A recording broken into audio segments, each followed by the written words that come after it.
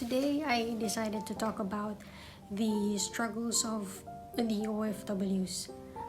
This is the continuation of my previous videos, but I'm still trying to keep up, so now I'm trying to talk about something relevant.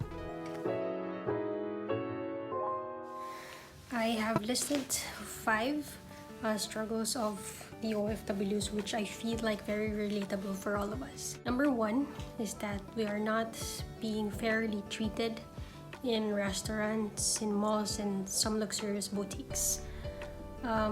Racism does exist everywhere, and it's sad to say that it comes from our own race, from our kabayans and from Filipinos also. No offense, but I'm just telling the truth. I'm just being honest that there are some sales ladies, salesmen, waiters, waitresses who are not quite accommodating. Some tend to look at us from head to foot, and whenever we enter to certain shops.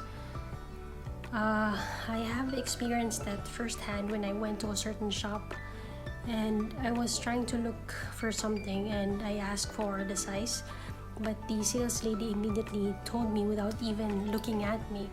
She said that that's not on sale. So I sarcastically told her that I'm not asking for the price, I'm asking for the size.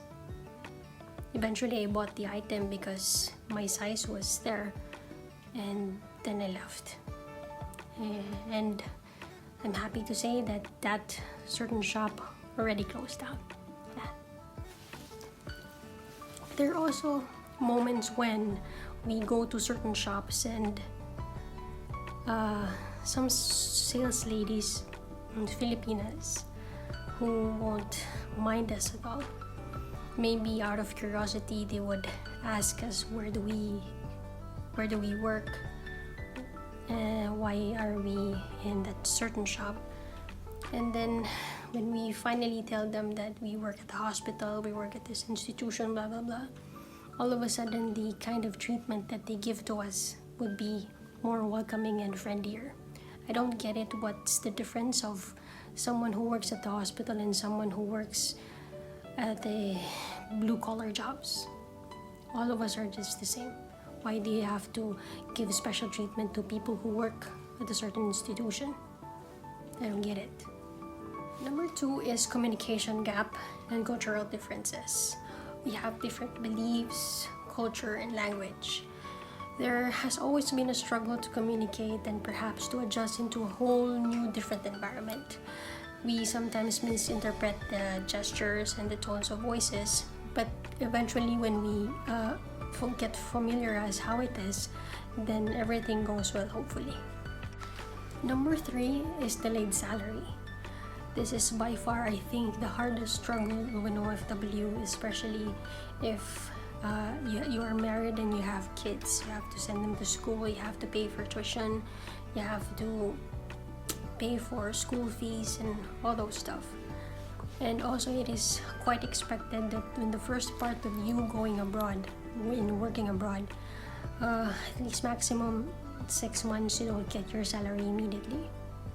I don't know why, but usually it happens, because it happened to me that the first part of me going to abroad is I did not receive my salary for 3 months. So I had to borrow money from my brother and I paid for it, and now everything is fine. But always keep in mind that you have to be ready whenever you go to abroad, and you have to expect that. And also you have to spend your money wisely, so because you don't know what will happen in the future. Number 4 is being scammed.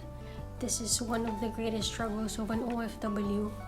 In the hopes of providing a better life for our families, others are always on a desperate itch to leave the country and to work abroad. Always remember that avoid Facebook ads and only find legitimate OFW recruitment agencies through POEA only. There are 2 ways to access the POEA. First is through their website, which is poea.gov.ph, or through the POEA mobile, which is a free downloadable app through the App Store or Google Play.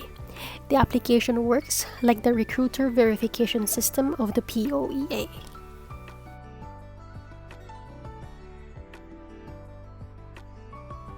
Last but not the least is the longing for family.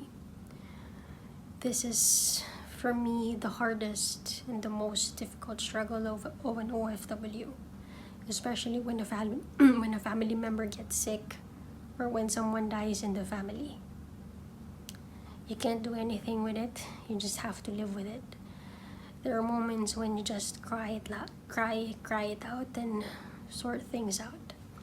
There are also moments when you just decide not to go home. You just send money because they need it. I hope you will find this video relatable enough for you, and please share this to your friends who can relate. And till my next video, I don't know when.